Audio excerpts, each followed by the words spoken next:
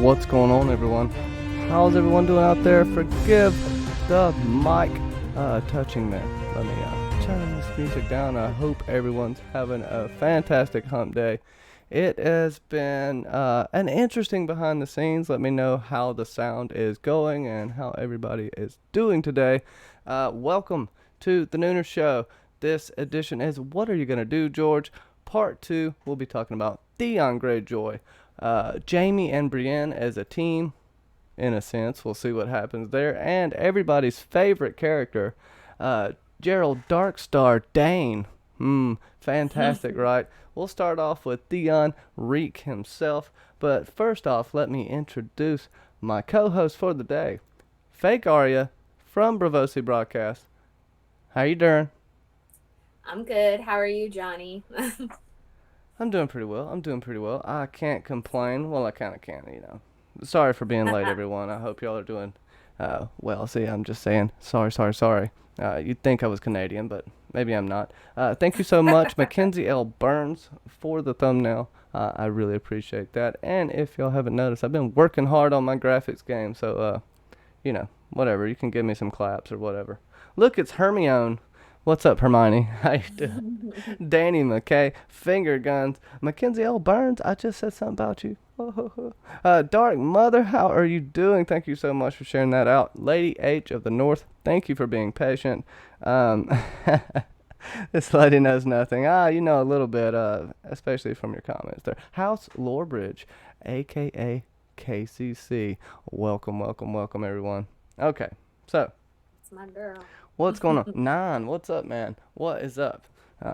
What is up, person? Sorry, I'm just assuming here. It's my fault. But what is George gonna do? We've all seen the ending of Game of Thrones, and Theon, our first character, he goes out like a G, I guess, in a sense. Gives Bran the amount, well, gives Arya the amount of time to kill the Night King, saving Bran. I think it's going to go way different. But first and foremost, he starts off as a cocky young lad, a ward of Ned Stark, growing up never feeling like he was part of anything, feeling left out of the father that he thought he deserved. Little did he know when he got back and realized what the hell his father really was and what it meant. He tries to go out of his way to prove his might, in a sense, make his daddy proud. He gets this mundane task, but ends up taking Winterfell, killing the two farmers' boys. He gets bamboozled by Reek, who ends up being Mr. Wormy Lips. It looks like two lips firkin Ramsay Snow. And then all of this ensues. The ghosts of Winterfell, which he may or may not be, and he ends up escaping, taking Jane Poole with him and making sure that she remains Arya Stark of Winterfell. So basically, what I got on here, he's just hanging around with Stannis, as a prisoner. The old gods know his name, Theon, so the old gods are on his side. Maybe my thought, more than likely, is what it seems. It's Bran whispered to him. Help Jane Poole to escape Winterfell and tells her that she must remember her name is Arya. And Theon is presumably being prepped for sacrifice. Do you think that will go as planned? And just what are your general thoughts, Fake Arya? Well, I think that, yes, I think the old gods are kind of guiding him. I think that his death is going to be meaningful, and, end up um, giving strength. What I'm like, I do kind of see something similar as to what we saw in the show when he does die, like beneath the Godswood tree. But I feel like death his blood is going to be like in a sacrificial form, and that will hopefully lend strength to Bran, um in like a crucial moment, um because the trees feed off of blood. That we're shown that several times in the story. So I think that it will you know it will really prove to be a little more meaningful than just him dying and that sort of thing. So it'll be really interesting. But the old gods are definitely, I don't know if they're like maybe guiding him. I mean, there's so many situations we see that in the story where certain characters are led in certain directions, and it's because of sort of the three-eyed raven involving himself. Like even the direwolves initially coming to the Stark children. I mean, you could say that was, by Bloodraven's hand. He got the mother direwolf down there, and just sort of how everything's played out. That's something that we know to be. So I don't know. It makes you wonder if, you guys have heard me talk about my theory of Euron sort of being the Night King character. So it makes you wonder if Theon's blood lends strength to Bran. He has the same blood as Euron. So I don't know if there's any sort of correlation there. That's my like tinfoil brain at work. But yeah. I don't know how you feel about that. Nine's got a nice GoFundMe for Theon. I'm not going to read it out.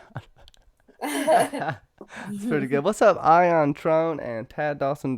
Yeah, what you were going to with the weirwoods, the ravens? Keep talking about the trees. They seem to be eyeballing Theon as he's hanging there. Much like a weirwood himself, right? With his arms being the branches, splayed out. Maybe Stannis would give him a blood eagle, but I digress. There is an island out in the middle of the lake that they have been fishing. A lot of people think they're going to use this. Stannis is going to use this as a tactical advantage. Now, there have been maps sent by the Maester that was of the Dreadfort to Winterfell, and that's what a part of this conflict is. Stannis knows that they possibly know the ground. I think they would, but who they have coming after them, right? The Freys and the Manderleys, more than likely. And it's probably going to be the Freys by them lonesome. And that island has some weirwoods on it, and it's interesting to think about what's going to happen if Theon is going to redeem himself. I feel like he has to redeem himself somewhat. It's not going to be beautiful. It's going to be rugged and very gritty, just like Germ is. But what do you think his, because I don't feel like he's going to necessarily save Bran from this point, right? I mean, well, how do you feel about that? I mean, I thought that was I thought that was a nice arc for him, especially after sort of his like downfall when that was happening. Basically, he sort of brought himself higher by faking that he had killed Bran and Rickon. So, like, in turn, if he gives his life to sort of redeem himself for that, in like, I don't know, that's sort of like a prideful, like a redemption for like a pride kind of sin or something like that. I don't know if that's going a little religious with it, but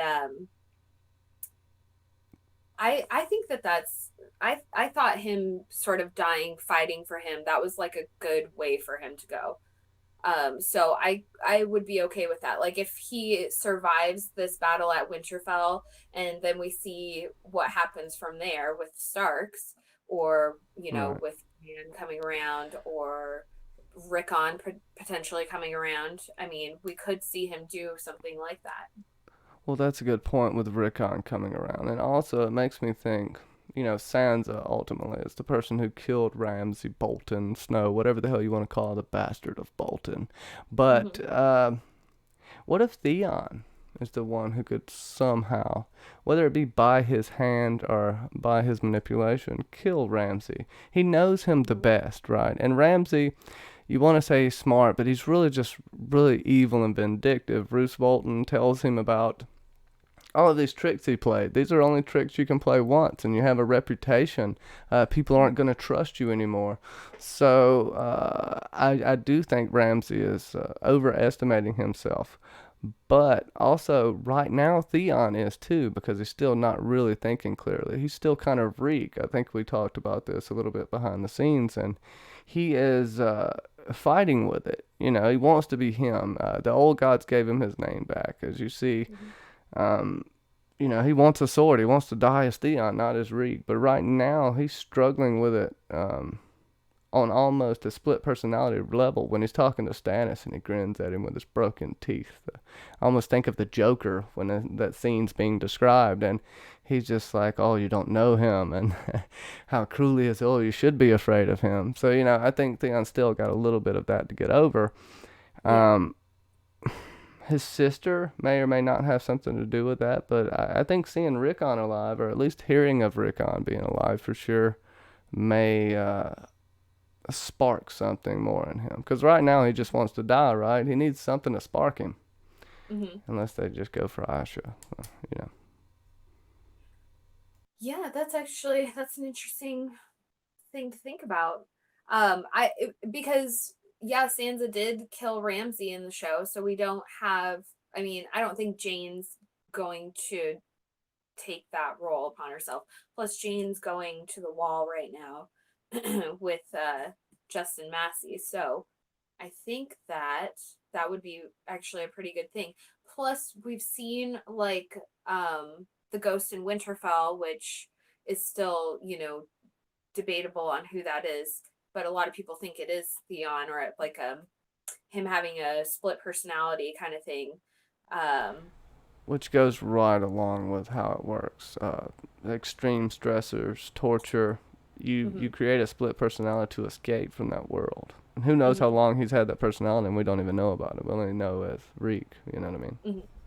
So yeah, so I mean, he could do that. I mean, we've seen him be sneaky enough to like murder people in pretty weird, twisted ways. So maybe he has kind of assassin type skills. I mean, he's learned to be like meek and that kind of thing. So maybe he could utilize that in like a assassin esque way. I don't know. I mean, he's been bedding down with the bitches. So, I mean, you learn something when you become primal, more animalistic, which I think he Mm-hmm. definitely is. It's something we lose in our humanity, in a sense. We're not as feral. But Mm-hmm. he's a feral human, right? He's going to think in more primal terms, especially if he splits off from that. The things he had to do and suffer through, there has to be some place in his brain he escapes to. Something has to take over while he's gone, right? Um, Yeah. so I can fully get down with the Ghost of Winterfell being Theon. And this goes back to maybe his alternate personality pops out while hanging on the wall, where Stannis is there. What do you think about something like that? I just thought of this because Mm-hmm. I'm Johnny be crazy, and I like the tinfoil Well, I within like reason. that like comparison to the Joker, where yeah, he's just kind of like this broken person, this kind of twisted individual, but he doesn't have anything to hide from when he's with Stannis. I mean, he's vulnerable, but he's also safe. He knows that he's not going to be tortured the way that he was with Ramsay. Stannis is a just man, so he'll kind of leave him there to rot and sort of suffer a bit, but he's not going to torture him, or like if he does anything, it will be swift and just. And Theon knows that. Um, but he knows he's like safe from Ramsay, so he's okay with it. He's like, okay, I'll just be me. I'm like this weird Theon broken individual hanging on a wall with this guy, but he's not Ramsay, so I can at least take comfort in that. He's like Smiler the horse set ablaze. It's He just, even you know, says, yeah, he even says that like he takes comfort in the thought of death. He's like, I don't remember the exact quote, but he's like, he's okay with it. He's like, yeah, you can kill me anytime. Like, he's waiting for it. But I don't think he's going to get it right away. I don't think it's going to happen at the Battle of Winterfell. I think he's got a little bit longer to come around and like redeem himself. And then I think we will see him die in like a really symbolic way. right. I hate to be an asshole, but he doesn't have anything to live for right now. He's not gonna die until he gets something to live for. You Exactly. know, That's how it goes. that's, that's how she goes, right?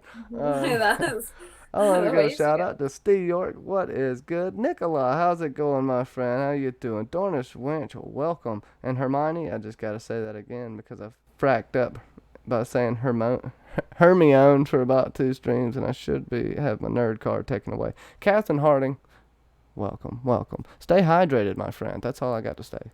Stay hydrated, especially up there and the blistering heat that is Canada. Okay. I feel like he, at this point, maybe some scenario where his other persona comes out. If he is the ghost of Winterfell. The quote where he's talking about 4 or 5 swords missing when he's talking to Asha, when he's dropped at her feet, he can't remember. Well, there were only 4 gone. If a fifth one was taken, more than likely only Theon is the one that was there that could take it. No one else really knew those crypts besides Theon. Even Lady Barbary Dustin, she would have got lost down there without Theon. She wouldn't have known where to go. And I really think in his alternate state he could have done that. This is not a revelatory thing, but I do think it will come out later, and we may get the Ghost of Winterfell, another POV, or a POV straight up from whatever his persona may be. I think that would be really, really cool. But I do think we're going to get news that, maybe the Flints, Norries, Wolves, who was it? They had a pine cone. Um, who was it that Bran had supped with up in the north when he was in the Wolf's Wood? I think it was. I think it was a Nori, the old Nori or his son or something like that. But one of the hill tribes. So Bran, this is back in, I want to say, like a Storm of Swords. Bran and was it, I don't remember if it was the whole crew, but I think it was just Bran and Mira and Jojen and Hodor at that point, and they were headed up towards the Night Fort, and they encountered a random man out there, and he was from the Norries, and so they're loyal to the Starks, but they keep like the old ways, and they're pretty out there in the mountains, and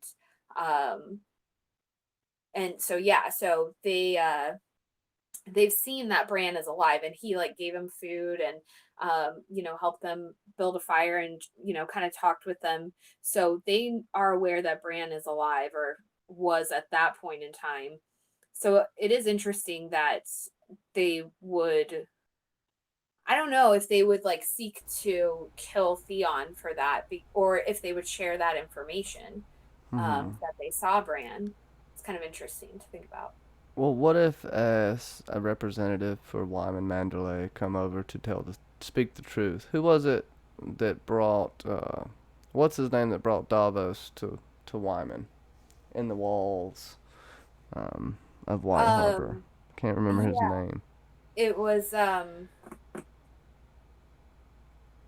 he was uh-oh, I should know this for all of my Frey Pie studies. It was um Glover, one of the Glover brothers. Okay. Okay. I do. So that makes me think about Wex too, right? The silent Mm-hmm. boy. Oops, sorry. He's sneaky. He can sneak somewhere. Could he break Theon out? Is something I'm thinking. Wyman Manderley. But what motive would he have for that? Other than he was Theon's squire, right? Maybe he does actually have an affinity for Theon that we don't necessarily know about. Mm-hmm. Um, could Asha try to break him? Is there anyone you see that could try to break Theon out? That's basically what I'm getting at there. Because there's a few scenarios that can happen, I guess. Wex would be interesting, but I would imagine, well, I don't know. I mean, I guess if if the Manderleys like flip sides, that he might be sent to get Theon. I wonder if like that might be a mission for him, from Wyman Manderley of all people, I would imagine. So yeah, probably sending Wex would be reasonable because it'd be somebody that he knows. Um, I don't know if Theon would necessarily trust Wex though, because Wex can't speak. So would he? Or I mean, as far as we know, Wex can't speak, but I guess he could like take a note or something like that from Wyman and say. He could take a note. I don't know. That just found that funny. I'm sorry. I mean, we know Theon can read, so if Wex can't speak, that would be like a reasonable way to do it. But even so, I don't know if Theon would be trustworthy. He's so like paranoid of Ramsay that it would probably be really difficult for him to trust even Wex to take him anywhere that's safe. Yeah, well, I keep thinking about he's the only eyewitness, right? Too, and I got Sasuke's got a good comment here, and I'm gonna go through the comments in just a few because y'all have had some good things to say here. I just can't have my comments. I'm putting the computer as usual. Sorry about that. Sasuke, I think there could be some problems for Theon if Stannis thinks about how he killed those boys, but then Rickon will appear on his unicorn with Davos, and all will be all right again. I think he will appear somewhere, or at least there will be a message from them with you know, proof. There's gonna be a message that Davos is on the way, right? I think that's more so gonna happen. I don't think we're gonna have. It may, Rickon may show up on his unicorn, but the distance from where they're at is a good it's a good ways, and I don't know the timeline, but I could say that definitely we have. Um, Wex be the eyewitness, Manderley send an envoy, and then you have these talks. Theon can back everything up that Wex says. Wex can back up things that Theon says. Because Stannis isn't dumb. He knows how to question people. That's one thing he's really good at. He knows how to get the truth out of people, and he can tell when people are lying, in my opinion. And he seems to root that out. What's going on, Mrs. Duncan the Tall?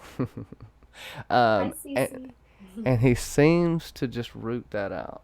And I believe it may more so come to that once you have the battle, maybe after the battle too, because they still have to take Winterfell.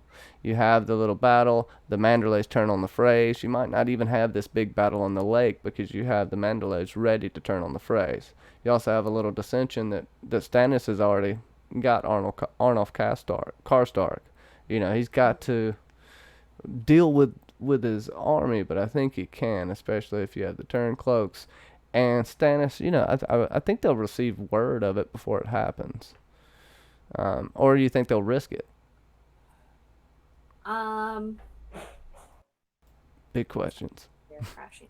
Uh, um, it's I don't know. It's tough to say. I don't know. It's gonna be a crazy battle, so it's really hard to say. There's so many like little elements to think about like that. So I have to honestly say I have not thought about that. Sorry. Well, it's all um, good. yeah. There's I lots of stuff mean, to talk about. that would be it would be interesting if Davos, I don't know. I feel like it's just going to take a lot for Theon to like trust anybody that comes through, because even Davos, he doesn't even, I mean, other than Stannis trusting him, he doesn't have I don't know. He doesn't have a lot of reason to trust him himself. But if Rickon came through, Theon would trust him, of course, even though Rickon would probably want to kill him. Well, yeah, and how feral is Rickon at this point? Everything points to that being a Even from a wild son of a feral, bitch. yeah, even from a feral standpoint, or from like if he's come up as like if they raised him up in Skagos and treated him properly, or in some sort of lordship or even kingship over there, um even as a just individual, from where Rickon's standing, like Theon would be deserving of death. So Oh there's yeah, I that. mean, Yeah. Theon's one of the main reasons that robbed. You could place Theon's a lot of deaths on Theon's shoulders. We'll just say that Mm-hmm. much. And I will Mm-hmm. say that Rickon, and we'll talk about Rickon very soon. Very soon, I'll get a nice slide. But I will say this: he's been raised by wildlings, and before that, he wasn't raised at all, really. Mm-hmm. He just ran wild everywhere, and I He think was that's going to dire be wolf. exacerbated. And Mm-hmm. we'll see if Davos makes it off, has made it off Skagos with a Rickon. We don't, Mm-hmm. but we know they're gonna want to try to put in there, right? The Skagosi aren't idiots. They have a bargaining chip. That's what they need. And could you have a unicorn army come up? I think we've talked about this, or at least behind the Yeah, scenes, unicorn army. it would be But we're cool to getting off see. topic. But go ahead. Yeah, that would be very. I mean, that was something that we talked about. Was like, rather than the Knights of the Vale coming through like they did on the show, if it was like a Skagosi army on unicorns, that would be kind of cool to see. But that's probably pretty unlikely. That's probably getting a little out. But still, I can dig it, right? This visceral version of unicorns. I wonder, yeah, I bet that'll be described weird. They seemingly will give Stannis the win, as he is kind of replacing Jon in the storyline, it seems to me. Yes, the battle for Winterfell is probably going to be the battle between Stannis and the Bastard of Bolton. Jon, he dead. How he's going to come back, we don't know. Mm-hmm. We've been talking more than likely, right? Shireen's death is going to bring him back, I guess, somehow as a sacrifice to the Lord of Light. It actually will end up helping Stannis. We'll see how much he needs. We'll see how much he needs. I do think Stannis is going to die in this attempt, but we'll get to that when we freaking work on Stannis. Theon Greyjoy. Alright. You see how Asha Greyjoy, his sister, has been basically given her freedom in order to fight with them. For what it's worth, I guess. And this is a deal he made with the Night's Watch, I believe. No, he made with the Iron Bank. And he's sending Justin Massey to Braavos, or to the Free Cities, wherever he's going, to get 20,000 sellswords. And even if he's to die, he's to try to put Shireen on the throne. Now we know, more than likely, both of them will die. I was thinking maybe Justin Massey will get this army, do this, do that. Who do you think will take that place? He is wanting to marry Asha a bunch, but if both of these people die, okay, better question. Sorry, I'm ranting, my friends. If Shireen and Stannis die, and Theon's left alive, what do we have in it then? That's what I mean. If Theon survives Stannis, what can we hope for Theon in a roundabout way? I'm so confusing. I mean, there's just like so many aspects to think about. It makes you wonder if Stannis will die in the battle, kind of like we saw in the show.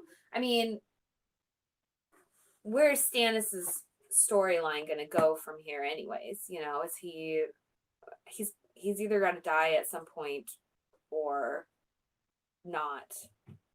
Oh, hold on. I think I'm going to have a bust in real quick. Okay. All right.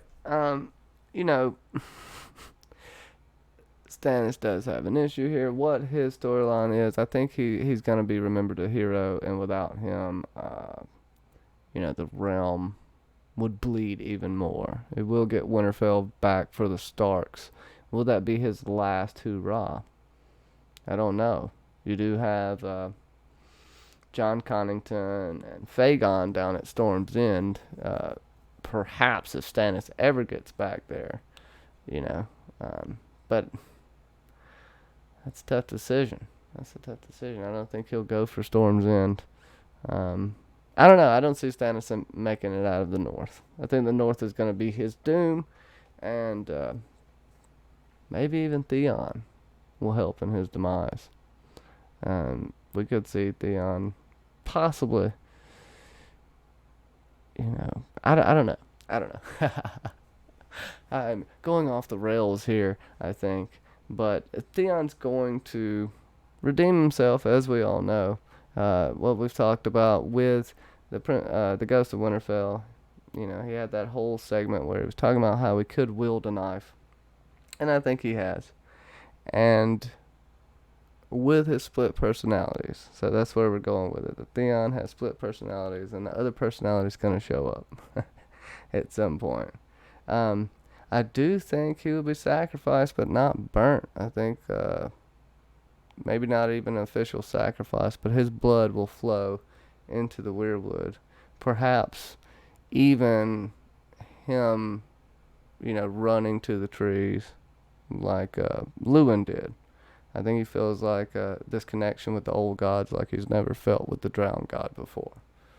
So it may even end up being a spiritual end for Theon. And he's got to get redemption, People have to know that he did not kill those boys. That will be one thing.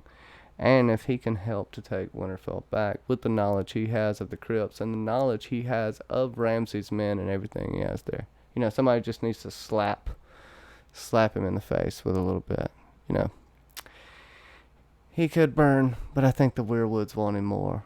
And it seems to me he's going to the tree. Unless Stannis ties him to the tree and then burns his ass, which I would be down with that. I don't know what y'all think about that.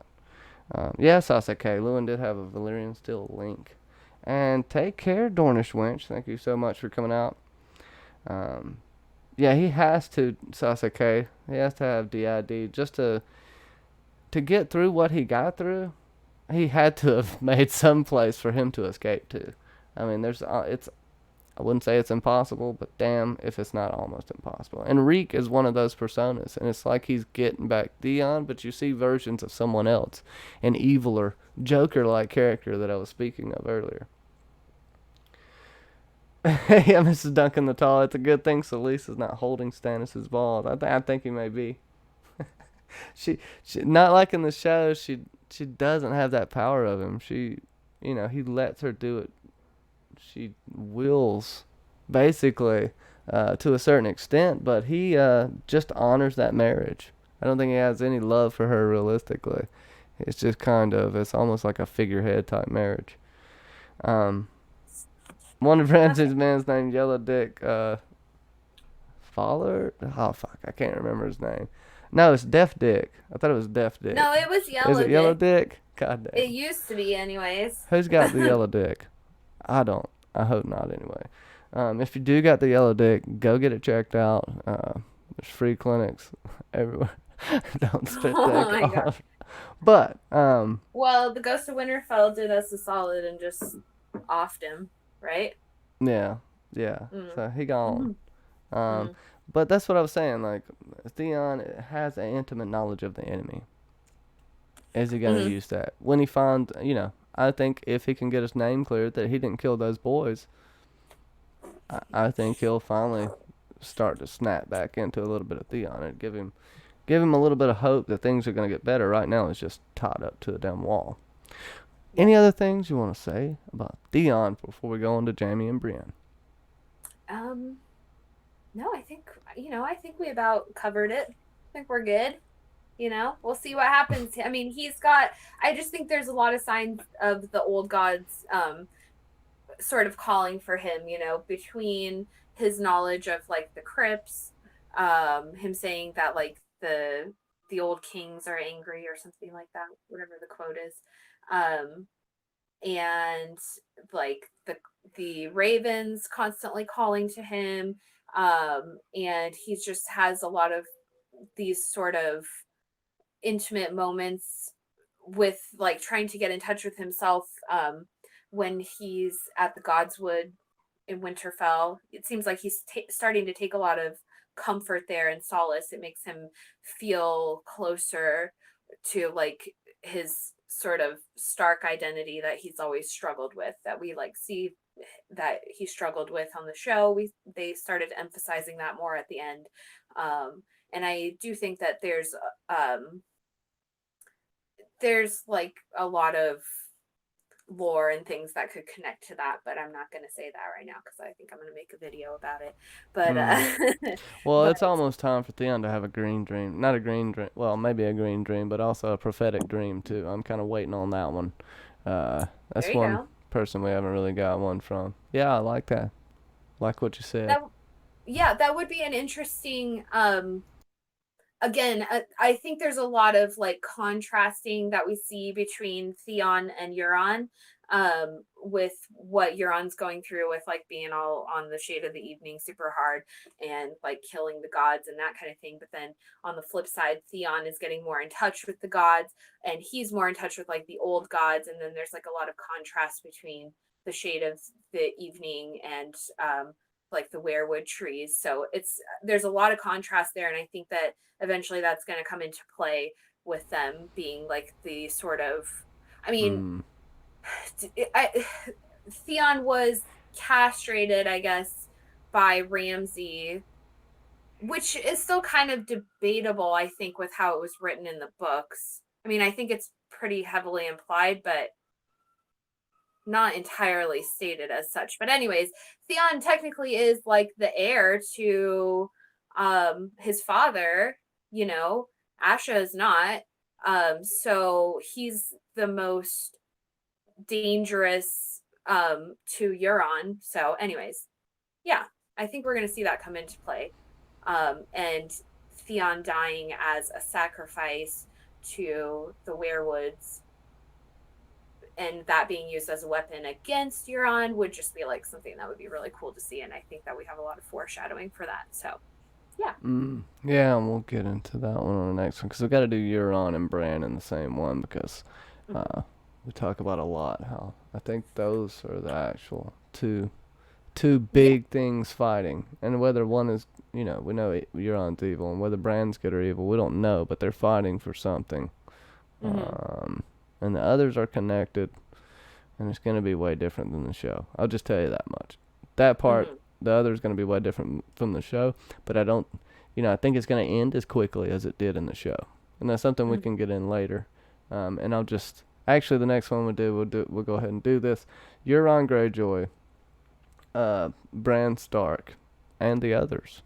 I think that should be the next one. That one would be really fun to research too.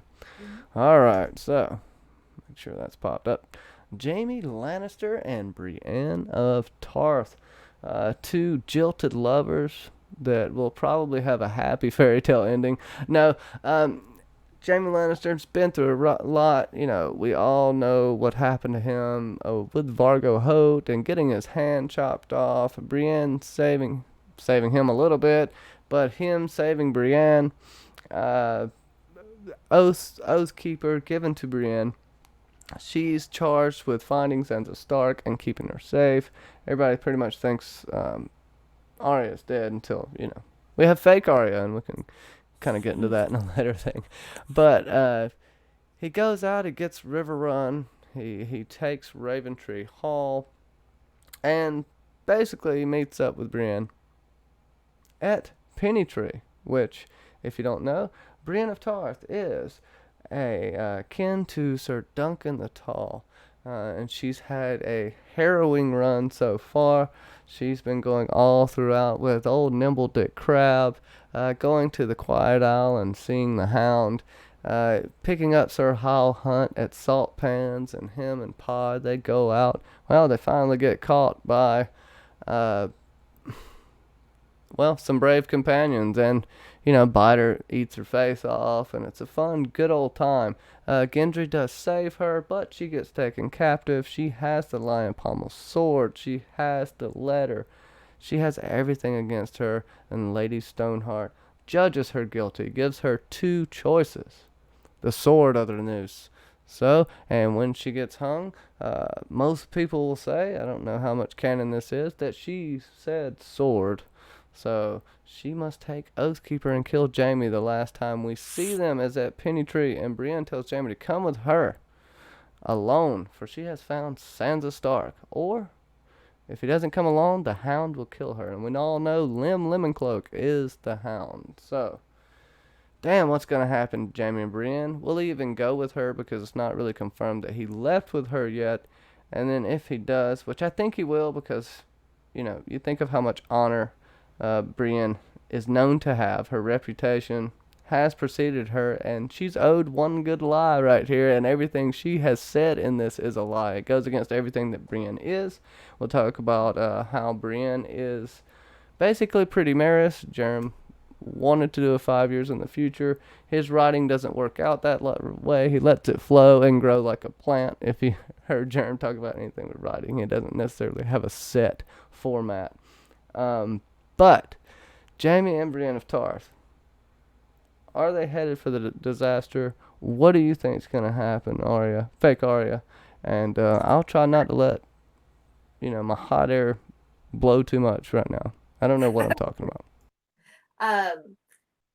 So it's interesting to think about because, we've gotten the Winds of Winter pre-release chapters, but we haven't gotten, with several of the characters, we kind of have a few ideas of what's going on in various places, but we really don't know what's going on with these two. So Jaime, it's interesting because he's turned this arc where where we've left him right now is he's sort of started on his redemption arc, and we've seen him make good choices and sort of, as Tywin would put it, become the man that he was meant to be. He's going out, he's serving justice. Um, he's doing it in a way that's not violent, or he's just basically keeping the peace. And he calls himself, he says something like, men will call me Golden Hand the Just, or something like that, which is a great idea for him to like start considering for himself. He's finally thinking sort of good of himself, because he's a self-loathing kind of guy. And I mean, it's not warranted for him, but everybody is always calling him Kinslayer, and he's just learned to sort of embrace that identity at this point, because people are going to hate him regardless. But when he gets that letter from Cersei and just trashes it and that kind of thing, or burns it, I think that that's him really turning a corner. Now, it's an interesting thing to think about, like, how far is his story really going to go? If he goes with Brienne, I mean, is it so wrong if he's going to die right now? Like, if Lady Stoneheart delivers him justice, it's not something he's earned over the years, to be honest. And now he's sort of turned this character arc. I don't know. It's just interesting to think about, like, how far is his story going to go? Where is he going to go from here? He and Brienne, like, I find it hard to believe that Brienne would be able to follow through with having Jaime killed, because she, above all other people at this point, has seen that he's a good man and heard his choices for what he's done.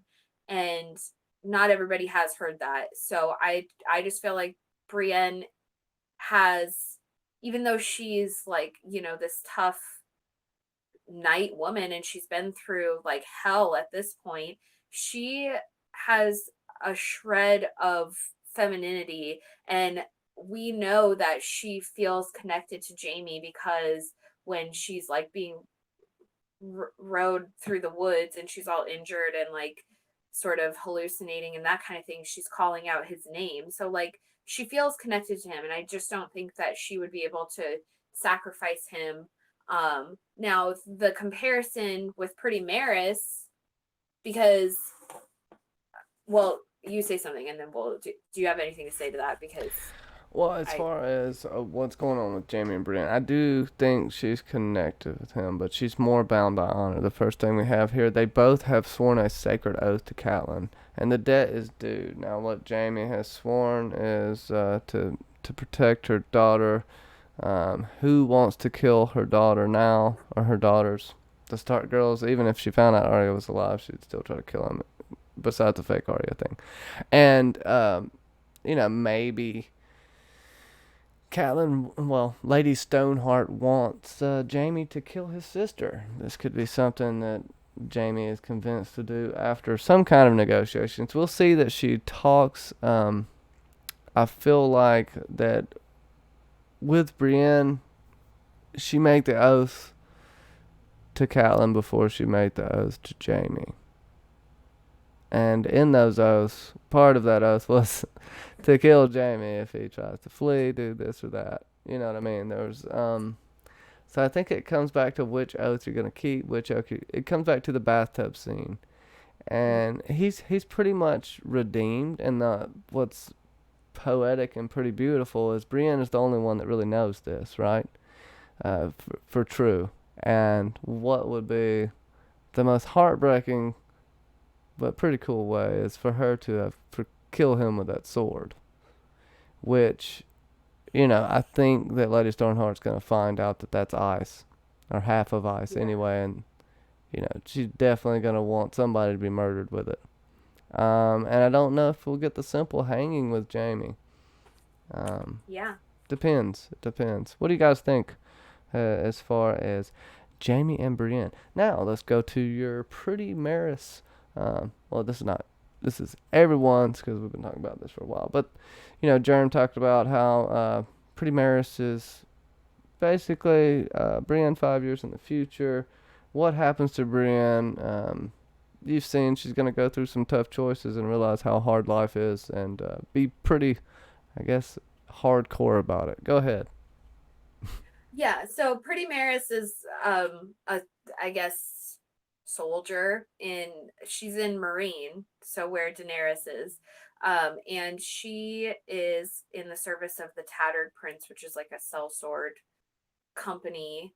And she's just basically like this ferocious woman who always is wearing armor. She's like 6 feet tall and has blonde hair and a scarred face, and she's like rumored to have like her teeth cut off, and just like she's just pretty like terrifying. She does, I think, like torture or something like that for the Tattered Prince. So she's just like a really tough, awful, terrifying woman.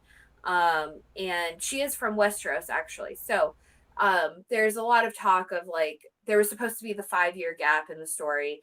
And there's a lot of talk of like Pretty Maris being Brienne in the future.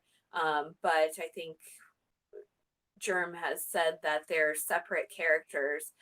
So I think that it's interesting to like see the contrast. I feel like she's there for us to see like a contrast for Brienne, because if you think about it, especially in this light, like if she kills Jaime or like delivers him to Stoneheart to be killed, that's gonna really like wreck her internally, because she's never had a man like she and Jaime. I don't know, they just have this sort of romance going on. At this point it's not really fleshed out, but they both have feelings for each other. And if she just like delivers him to be killed, I feel like that's going to really affect her long term. Like she's going to feel a lot of guilt. She's going to be like pretty self-loathing about it. She is a sensitive woman when it comes down to it. And even that's something that's like one of the first things that Jaime notices about her, is that even though she wears all this armor and that kind of thing, she's just like totally sensitive woman underneath. And looks like she would cry at, any awful comment sent her way. So I think that she can't go through with it. And I think that Pretty Maris is there as like sort of a contrasting character. Like this is what Brienne could be if she like totally loses her humanity and gives up something that she like loves and just chooses to be like this brutish person. But we do have like, the road splits, and she could potentially choose to save Jaime, and that could save her from becoming sort of this shell of a woman, and just being like sort of this soldier, like soulless soldier that she could be if she became like Pretty Maris. I don't think we need two of those type of women in the story. Yeah, well, I mean, Mackenzie talks about how the Sansa storyline and Brienne has pretty much become fruitless. I think, yeah, it's not going to be anything like the show. So I say, okay, pretty much is rough. And asked if it's a self company of mainly Westerosi, right, or just a bunch of them, including her. It's a bunch of them, including her, because the Tatter Prince is from Pentos, who's actually a former prince-to-be of Pentos, I believe. That's what he wants. And we don't know where they are actually. She was at the crossroads, and they took her from there. She went a couple, maybe a day or so ride. That's when she was moaning. Gendry ends up going back, so they're close to there, which I guess is seemingly close to Pennytree. They must have been following Jaime as well. Now, even if Brienne almost has to re-kill Catelyn or Lady Stoneheart again, I don't think that's going to have as much effect to make her Pretty Maris, right? Now, I don't think we're going to see her full on as Pretty Maris, because this is her in the future. This is how much shit she's going to have to do to make her just become that hard. But something's going to have to give right here. And they may even try to have a plan to get in and out of there, and Mm. Jaime dies on the rescue attempt or whatnot. Because yeah, she's in a tough situation. She has all this honor. Now, if she just lets Pod die, still think that may send her pretty marriage too, because she tries not to have an affinity for Podge, but he's been growing on her and he's a good kid, and yeah, yeah. What if she just leaves Pod there? I don't think God, she would just I don't think she could do that. She'd feel so bad. That guilt would eat her up. But I don't think that would be enough to turn her to Pretty Maris. I mean, if she saved Jaime, that guilt would eat her up. But I don't know. That's a good question. I think Jaime means more to her than Podrick does, but she couldn't just leave him there like that. Especially when you think about like the whole dunk and egg comparison kind of thing. I mean, Podrick's not Aegon Targaryen the fifth, but you know, there's like that kinship between them. They've been out on the road together, going through weird adventures, the whole penny tree thing, and yeah. Well, this makes me think also that maybe Brienne's gonna die saving them.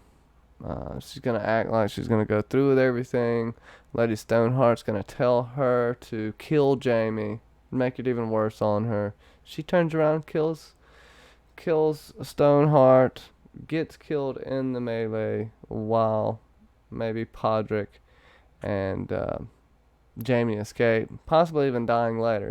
Escaping with him and dying from a wound. Because I feel like she's gonna get buried, just as her forefather, Sir Duncan the Tall, buried Sir Allen of Pennytree. I just feel like there's gonna be a little nod to there. I think more than just that's where Jaime is when Brienne comes to getting him. I don't think that's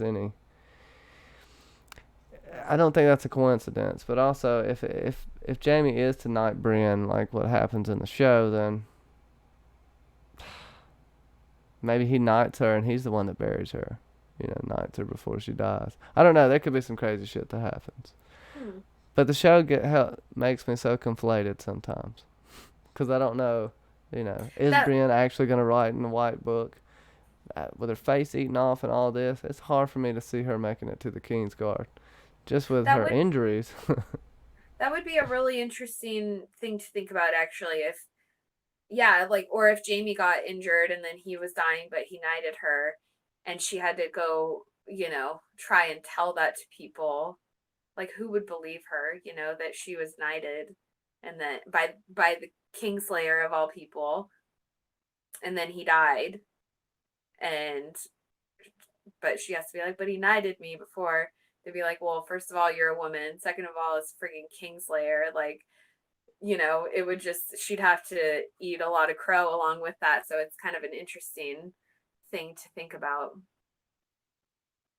But kind of, it's cool also. And there's the potential for that. So I don't know.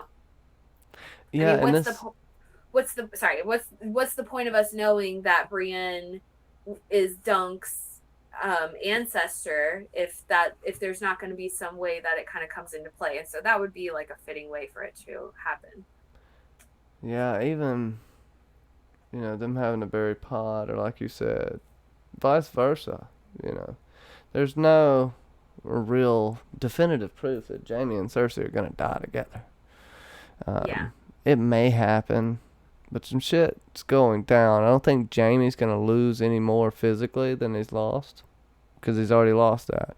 Brienne has too. One of them are losing their life, in my opinion. mm-hmm. We can have this fairy tale, which I'm not saying I'm right about everything. They may both live, but I feel like one of the others burying one under an elm tree. Mm-hmm. Pod was hanging from an elm tree, and so was. Sorry, I think I I don't know had why I remember that, but I did. I had a glitch. Sorry. oh, It was my internet being an oh okay. arsehole. But Mm-hmm. somehow, which you can do with almost all of these characters.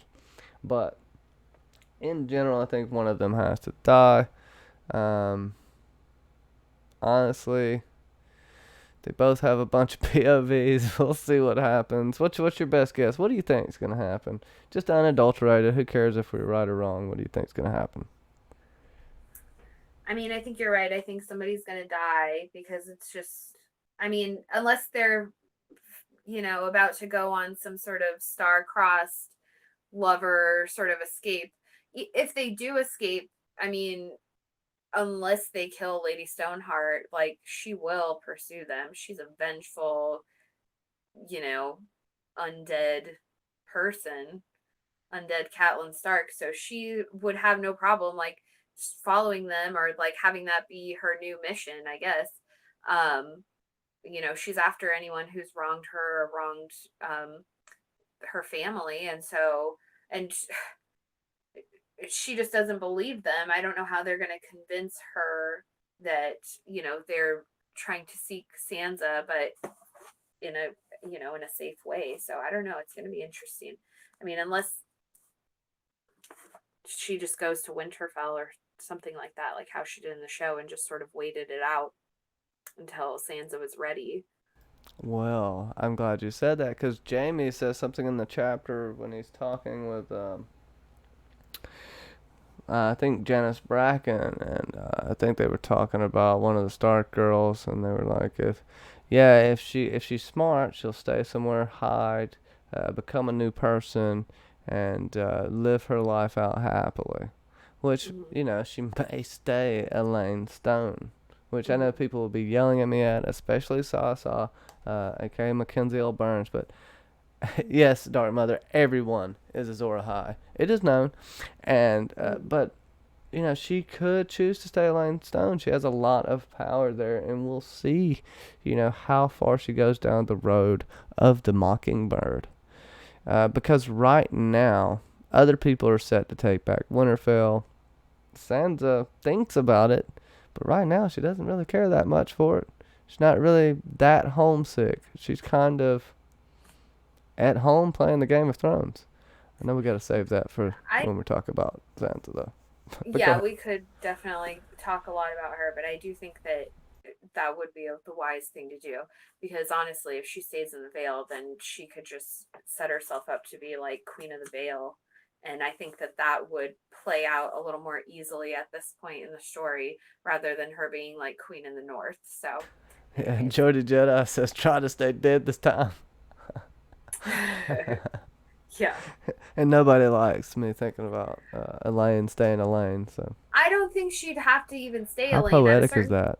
At a certain point, she can come out as Sansa. It's just she's waiting for the right moment. But even if she does marry Harry the heir, like, he's highborn enough, and then, like, he's set to be the next heir to the Vale, and so if she's his wife, then bam, there you go. So she doesn't really he got a kid named Poppy Seed or Sensimia? Saffron. I know. Or and cloves? yeah. No, I don't. Yeah. Saffron if it's a girl, and cloves if it's a boy. Well, Littlefinger wants to use her name. I think what's gonna happen with Stannis if Rickon doesn't get there and Stannis. Well, no, because they're not gonna be able to use fake Arya's being sent to the wall, right? So they're not even gonna be able to use her really as to prop up. Maybe he'll send for her once he gets rid of Winterfell or whatever. Goes to Winterfell, but I still feel like Stannis is gonna find out later that's fake Arya. I think Theon may even tell him. But see, we're getting back into Theon. Damn it. Harry has herpes. It is known. Sasuke says. But, anyways, we'll talk about that later. I'm sorry. I keep going back to Theon, but we'll get into Stannis very soon. Very soon. Okay, so Jaime Lannister, Brienne of Tarth. We have said our piece. And I guess we'll go to the most loved man in all of the book series, Gerold Dayne, or Gerold Dayne, however you want to say it. Darkstar, calls himself Darkstar, and makes no bones about it. Yeah, he is of the night. People want to say he's a big douchebag, but I'm not going to lie. He's the most feared man in Dorne, and there's a lot of proof for that and evidence. People do not want to F with this guy, and the only reason Arianne Martell had him there is because of his prowess. People have even put him in the same words as extinguishing houses and being capable of doing it. So we don't know a bunch about this man, but he walks very, very tall, carries a huge stick, and talks a lot of shit. We'll see what's going on with Darkstar. He is the Knight of High Hermitage. He has a dark and angry purple eyes. He has that black streak down his silver hair. He reeks of old Valyria. He tried to assassinate Myrcella Baratheon for unknown reasons. He does seem to want war, but no, Arianne did not see what happened. All of the witnesses that have seen what happened have been shipped off everywhere, and they can't talk to anyone. And it is only said by Doran that Darkstar is the one that slashed Myrcella. We don't know that. But he did escape bolts and Ariel Hotah and Dornish Knights. Well, I don't know if they're Dornish Knights. Anyways, chasing him through the sands, and he still lived. So something's going on. He's currently being hunted out by Balon Swan, Oberyn Sand, and Ariel Hotah. I'm not going to lie. I think, like we were talking behind the scenes about this, Doran Martell is in on this somehow, because he did this on purpose. He told Balon Swan, he told them what happened when there are actually no witnesses. But what we can do, says Darkstar, her horse reared when Darkstar tried to kill her. So, let's see what's up with that. First off, what are your thoughts on Gerold Dayne? And if I said anything that arouses your suspicion, just let me know. So yeah, he's a really interesting character. When you say he's the most feared man in Dorne, like he's the most dangerous man in Dorne, and he has the potential to extinguish houses, and he's the Knight of High Hermitage. It's just really interesting how much clout he has, but we don't really know why. And he's not the Sword of the Morning, because that's like a position that's given and earned, or a title. But he's clearly a little bit jealous of his cousin, Arthur Dayne. We don't know anything about his parentage, so that's really interesting. I mean, we know he's a Dane. We don't know if that's from his mother or his father, how they're connected to the Danes of Starfall, which is Arthur and Ashara and the Danes that we know. So he's from High Hermitage, which is just like a cadet branch, I guess. So yeah, there's something to him. It's interesting that Arianne chooses him to be sort of her, like you said, he was chosen for his fighting prowess, but also he's obviously somebody that Arianne feels like she can trust with a treasonous secret. It's very dangerous what they're planning. They're basically kidnapping Myrcella and trying to raise her up to be queen over Tommen because of Dornish law, because females are in the line of inheritance. So it is treason technically in the rest of the Seven Kingdoms, just not in Dorne. So it's interesting that Arianne chooses him. Like, she trusts him enough. So obviously there's a history there. She knows him somehow, and feels like she can bring him in on this and trust him. But we're not given that information. So it's just interesting who he is. Like, he's an enigma. For sure. He is an enigma, and you could call him a douchebag. I think he's one of those people that kind of earned a right to be. He reminds me of Euron in the show, except he can actually fight. And Sasa Case, more importantly, has Arianne slept with him? I think so. The look that he gave her would make Sir Aerys Oakheart pissed off, basically, so that she said, and would start a fight. Now, the reason she was worried about it, she pretty sure Aerys Oakheart would die, but to Arianne Martell, every Kingsguard is a bad mofo, when we know that's not the case. But these people have reputations. Everyone has reputations. But she talks about Darkstar as if she's seen him in the act, and as if he is close to their family somehow. He seems like a person that their family uses but doesn't tell people about it. Does that make sense? What do you think? Well, I mean, there is rumor out there if you want to like get into some tinfoil or whatever. There's I'm setting you up for it. all right, well, yeah, one of my favorite theories is that he could potentially be Oberyn Martell's secret bastard son. There's evidence showing that Oberyn was in Starfall around the time, like when he went on his marriage tour, basically with Elia, and they went to Casterly Rock, and that's when they saw baby Tyrion. Also, they were in Starfall on that tour they were on, and there's just with his appearance, the way that he looks, there's some evidence that he has the viper eyes like Oberyn's daughters, and there's even the quote saying like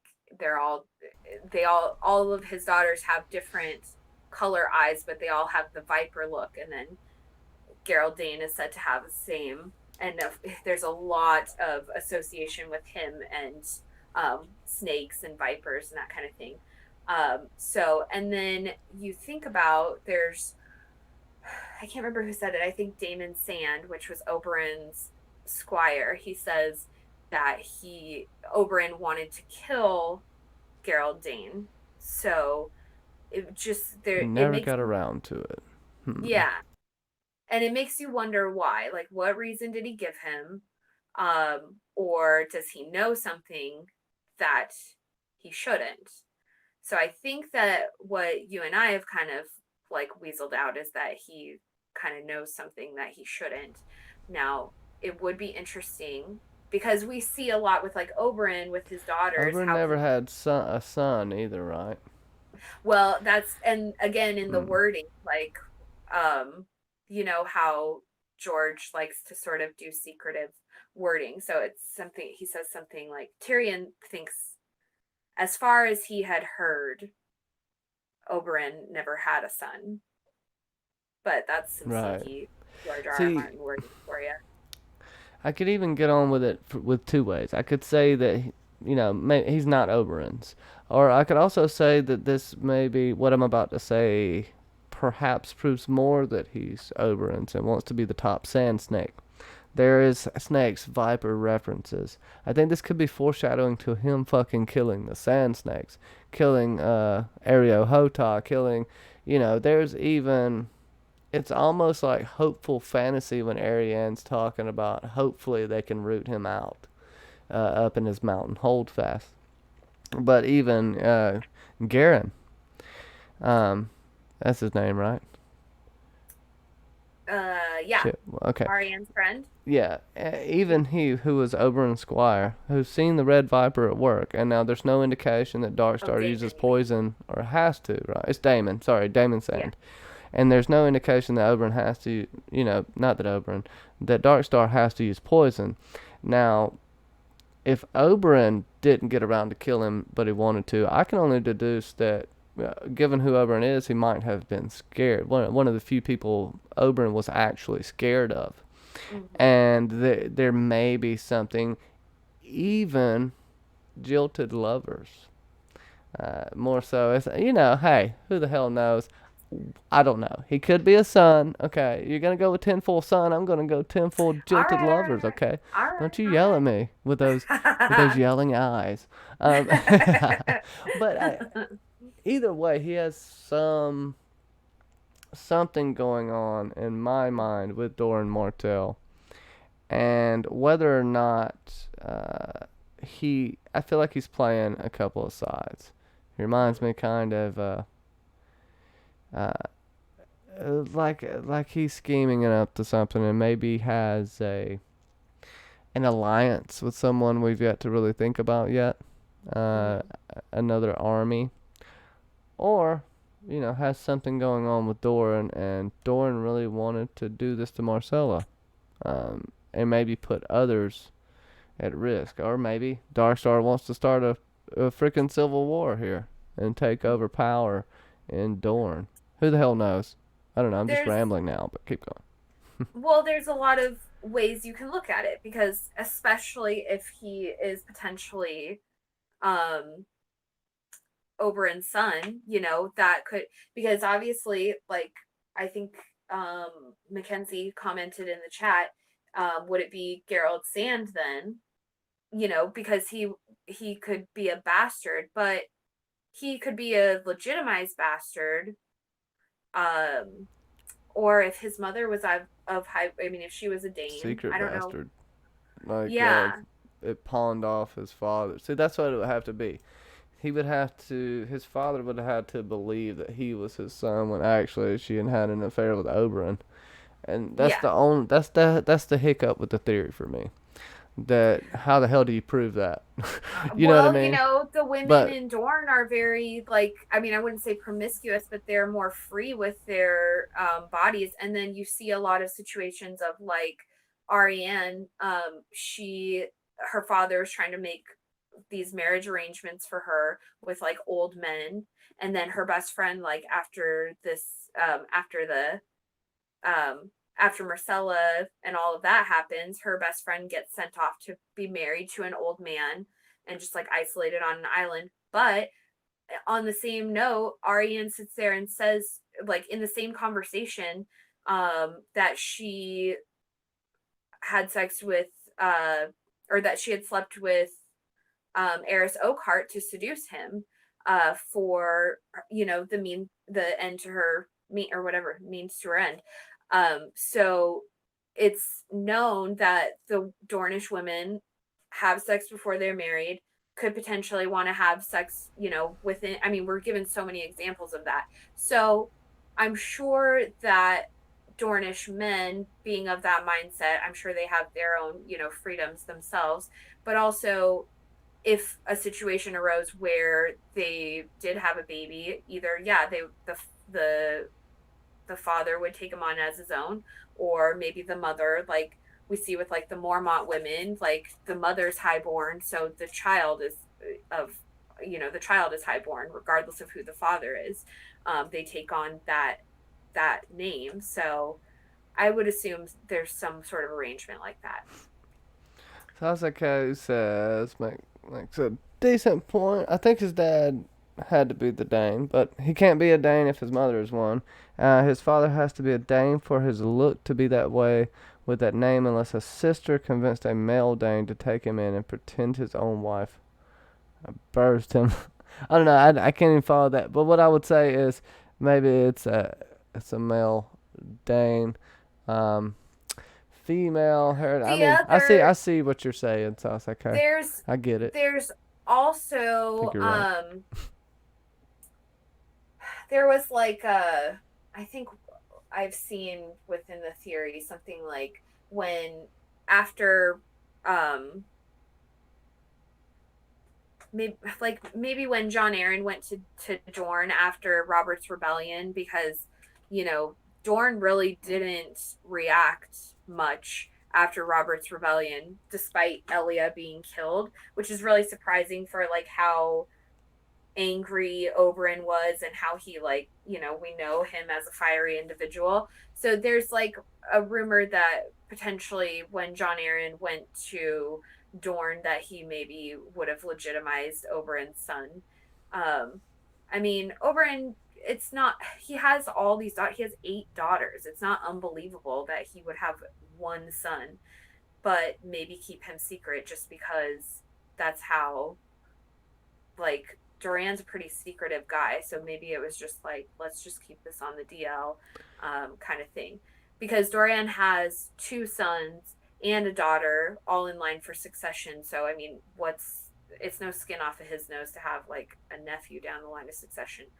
But it turns out that his nephew is Darkstar. So Well, he is the most dangerous man in Dorne, and that's what Duran recognizes him as. I would say that. I would go. I wouldn't go so far as the Oberyn Martell is his father, and I could be wrong, but we all like to go off on our different paths here. I'm gonna go off on the possible jilted lover path, and also the possible friend of the family, a cousin who had to watch his older cousin be glorified for a sword that got all the credit. Honestly, we've heard of deeds, but Barristan Selmy may have even been a better fighter than the Sword of the Morning. We've heard of what people say, but when people are watching their heroes, it can get conflated what you're seeing. I think he may not have been as badass as people say he has, or that sword, which a lot of people think, wields a lot more power than we know magically. And there's theories that I don't even know what Darkstar may try to get his hands on this. We've yet to find out, but I do think it's a bad idea to chase him. But it seems to me like it's a game that Doran Martell is playing. Who has he let in on this secret? I don't think many people know. If there's a secret between him and Darkstar, it's more than likely between him and Darkstar, and possibly one other person. Seems as if Ario Hotah doesn't even know what the hell is going on most of the time. Doran is really good at the Game of Thrones, except he waits too damn long. He does wait too damn long. There's no perfect moment for anything, honestly. But Well, anyways, I'm trailing off. so I mean, that was another thing that we were discussing last night. Darkstar could have this secret that is Doran's, but we know Doran has a lot of secrets. And I think that one of the biggest ones that comes to play right then and there is the fact that Doran has his fingers like in a lot of pots. He sent Quentin to try and create a marriage alliance with Daenerys in lieu of the one that he had with Viserys and Arianne. But he knows that that's a dangerous mission, and who knows if it would even be successful by the time he gets over there. So he's taking a risk on that with one of his children. Now his other child is Arianne, and right now he's sending her to go and try and meet with Aegon Targaryen or Fagon to try and create a marriage alliance there. So he's already supporting two different potential rulers for Westeros. Who's his main problem in Dorne? Who was Quentin the Ward of? It's the Ironwoods, right? Yeah. And who hates the Ironwoods more than anyone? Who has talked about rooting them out and basically killing them all? Like, people have mentioned this about Darkstar, about the Ironwoods. I could send Darkstar and he could root them out. Maybe this is Darkstar is the weapon against his, the enemy of my enemy is my friend, I guess. Mm-hmm. Type deal. I do think they're set up to fail as far as capturing him for sure. And whether these people will die or not. I think it's weird that he sent Ario Hotah and Obara Sand, because both of them are like big and brutish. They're not like sneaky assassin types. And he wasted a lot of time anyways being, trying to like bringing the whole group back besides Darkstar, and then like sending them off again to go do whatever. I don't know. I just think that there's no chance of them finding him, or highly likely they're going to get killed in the process. So it's kind of a weird thing to think about. I feel like Doran is not like, I think he sent Obara off to die, and he has no problem with that. But Arianne even thinks while she's in the tower and locked away, imprisoned after all of that, she's like, Darkstar would have, it was after she's been up there for a month, she thinks about how Darkstar's most definitely left Dorne at this point. So the question is, where did he go? What's he doing? I'm kind of inclined to think you know, I think he wants to be in service to Aegon Targaryen, and I think that he has a secret of Doran's that Doran fears him giving to Aegon. Well, here's the secret. Not even that secret. I think. Okay, so I don't know. We talked about this too. So maybe Darkstar is at Storm's End, or not Storm's End. Went to Griffin's Roost and talked with Mm-hmm. Fagon and John Connington. Now, if we're assuming Darkstar's in on any of this, he will have already said what has happened with Marcella. He already say that Doran's playing both sides. He knows enough to get in the ear of John Connington and possibly set up a rebellion in Dorne.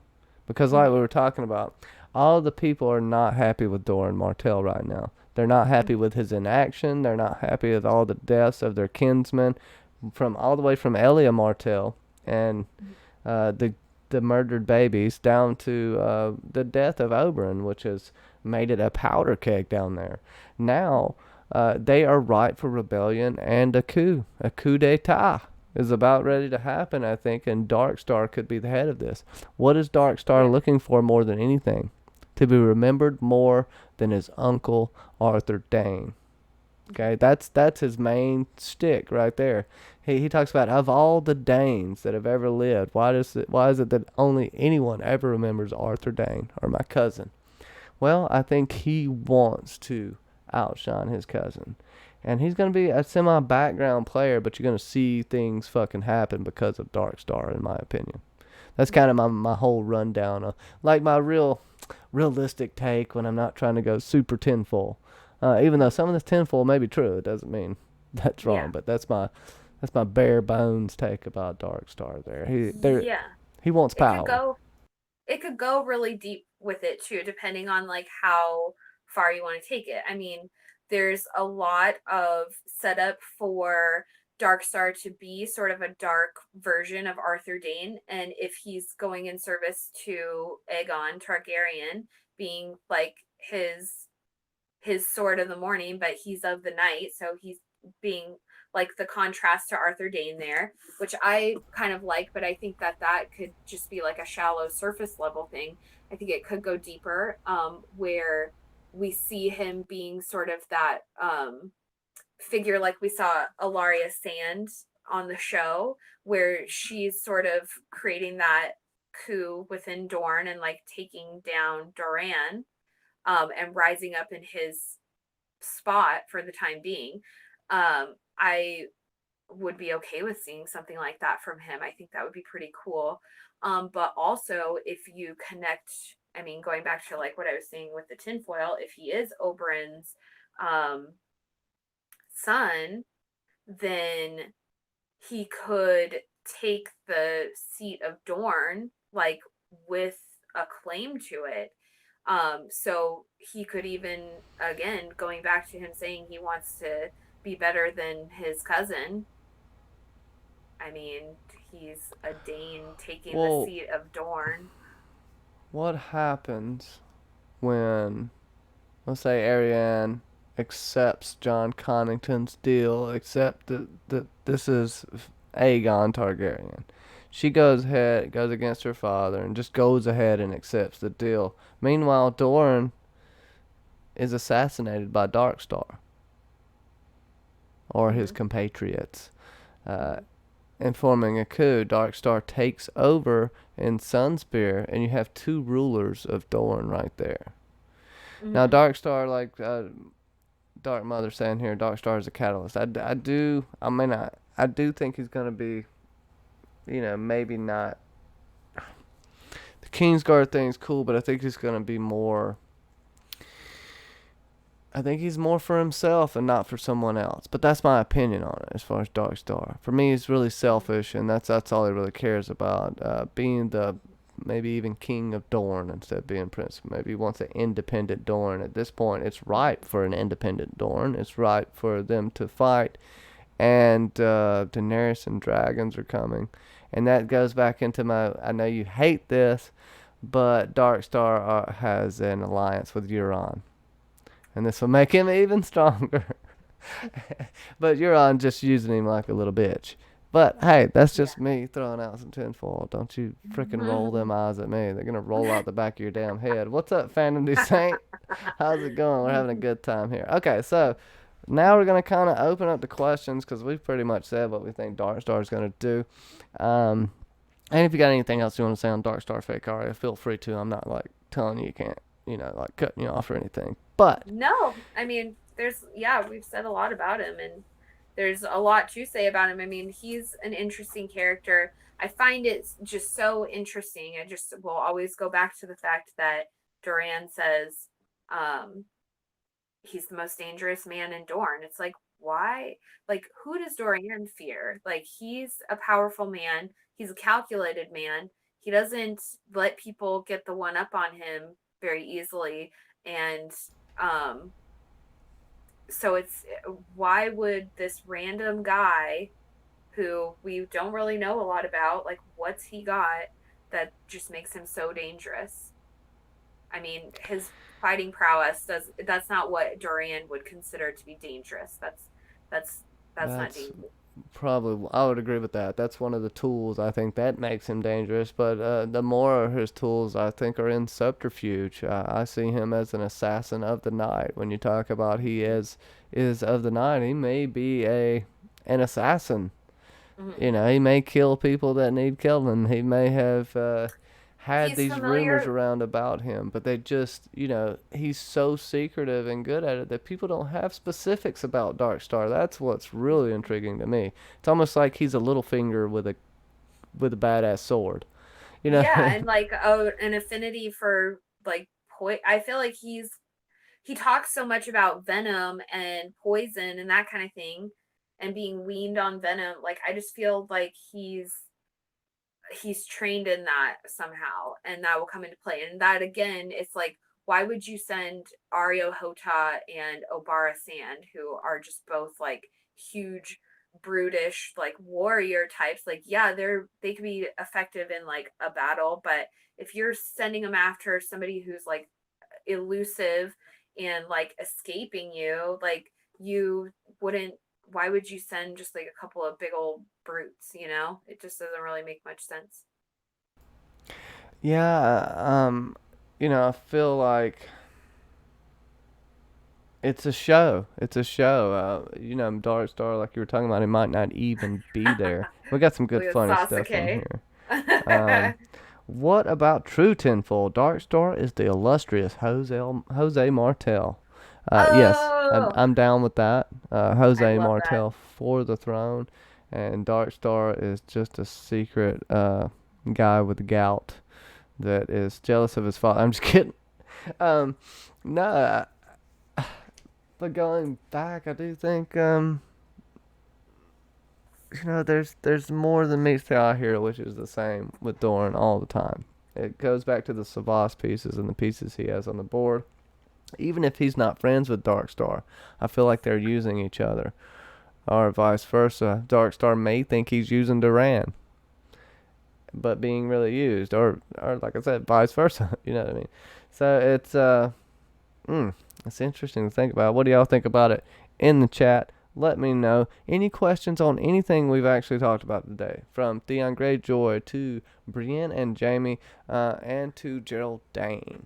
Also, let me know who you want us to do coming up. We do got the Chronicles of Fire and Blood, which will be coming out in a little bit. It'll be out as a slideshow podcast. It's going to be nice and toit like a tiger. I think you're going to really like that, everyone. We'll be talking about Maegor's horrors first, of course. We could talk about Dorian Martell. There's a lot to talk about with that guy. Yeah, If you that's guys got would it. be interested in that. Well, I I mean, mean, there's a lot. That's another thing we were saying is like it's that's a nice thing about the Dorn plot line is or Dorn storyline is that it's not tainted. I mean, they effed that up on the show like a few seasons back, so we've kind of all gotten past that and know that it was just crap.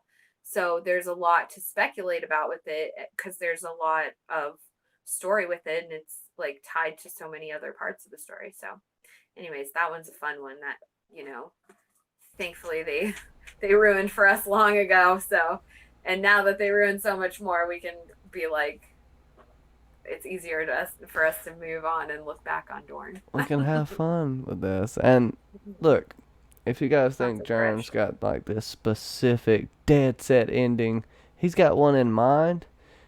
But based on everything he said about the writing, go look at the original outline for A Song of Ice and Fire. Jaime was supposed to just be evil throughout. Tyrion's supposed to have a super crush on Arya. Like all kinds of weird shit that definitely has not played out. It's almost unrecognizable to the story, So, I don't think it hurts to go off a little bit. Germ hates fanfic, but I think that's just because we think of everything he can think of, probably. No, I'm just kidding. We love you, Germ. And, it's no... For Germ to get done with these books, and I don't think it's any disrespect to say it's going to be hard for him to get done with those. I really agree with that. As much as he's got going, as much as how he says he writes, and the fact that he's going to write about 4 or 5 books and work on 3 or 4 TV shows before he even starts The Dream of Spring, it's not looking the best for me. But I will always hold out hope. I try to be a semi-realist. Yeah. Darkstar is Jose Le Sabe. I don't know if I'm saying that right. Whatever. I do appreciate you guys coming out and chat. We've had a really fun time. We will be talking about some fun stuff coming up soon. I think we'll have the Phantom 3 cast. We'll be talking about some Carnival Row, so be on the lookout for that. I'll definitely throw a link out there at some point in time. Also, like I said, the Chronicles of Fire and Blood, and we'll be going character by character or an age, the reign of Maegor. Jaehaerys and Alysanne, lovers, because everybody just... Somebody you want us to talk about on there, because there's a lot of characters in there, there's a lot to cover, and there's not a lot of, content out, so we're hoping to really get some knowledge out, drop some knowledge on you guys. I'm going to jump on the ball, and I'm going to make Braavosi Broadcast put out... some parts of the series. This is going to be a collaborative series, and she's going to have some stuff where she talks a little bit more about the magical side of Fire and Blood, and we'll talk about the witches and stuff like that. It's going to be fun. I'll make her do a bunch of work and all that stuff. Look, she's so excited about it. I need to do a bunch of work. I'm a slacker. Danny McKay, get on it. Fire and Blood is the bomb. I freaking love it. I'm not going to lie. And, special thanks to my crazy crew. Let me think about that. The Patreon, having fun and kicking. Fire and Blood. It's basically a book club we got going on over there. You get early access to it a couple months ahead. The top tiers are, but we also have movie reviews, shout outs, all that good stuff.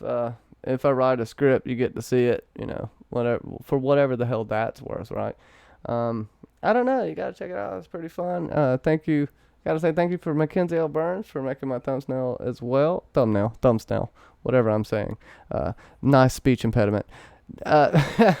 Fake Arya, it has been fantastic to have you on, and hope we can get you back soon. Just kidding. Tell everybody where the hell they can find you, because they need to find you. All right. Well, you can come check out my channel, Braavosi Broadcast, and check out my fun theories and some fun recipes from the story. I need to work on some new stuff, but actually I think I thought of a few things while we were discussing things today. So, and then yes, we're going to do the witches or something like that, some magical female energy stuff going on. Maegor's Magic Milk. I can see the title now. I don't know. I might have to work on that title. I think we might get a different audience. But hey, you know what? Viewers are viewers, right? Yeah, sure. So, oh yeah. my god. I killed your outro. Keep an eye out for Maegor's Magic Milk. Brought to you by Johnny B. Crazy. Oh my god. Thumb snails are disgusting, says Dark Mother. Mackenzie.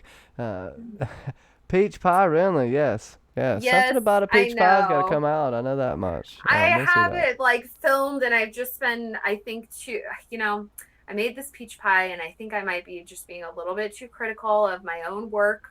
So I just have been hesitant on putting the video together because I feel I wanted it bursting. All right. So I don't know. I might be remaking the pie, but we'll see. We'll see. I need to get my life together. Sounds like Kay likes it. No, but yeah, awesome. You go check that out. Let me give a shout out to my crazy crew. My patrons, Amy True, Anime Lover Nicole, Bobbi Catalano, Catherine Cronin, Catherine Harding, Clarissa Thompson, Dark Mother, I think she's in the chat. I've seen her Mackenzie. before. John St. Baptiste, Kaci of House Lorebridge, Katrin C from My Point of View, Nancy T, Sauntevia Major, Ste Yorke, and the podcast that.com. And we'll be getting out of here. I'll play you some music. You get to see this little graphic at the end that gets to thank all you guys. And you know what? Peace, love, and chicken grease, as they say. Or something. I think. Yeah, take Bye, that. guys. The music's gonna bust up on your face. Oh, They missed like they that. missed they missed you kissing them. They can still hear you though, just so you know. Oh, Don't say well, here. anything you wouldn't want the good Lord hearing. Jesus, what? The devil. Well, Mackenzie says something. Says I need to make Torment's titty tea. Oh my God, Tormund's Titty Tea. Brought to you by Braavosi Broadcast. I've got giant smoke. I gotta work on the titty tea.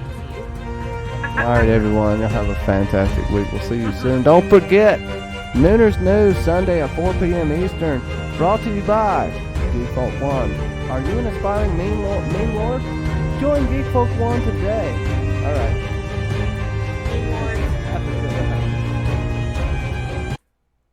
Oh, sorry.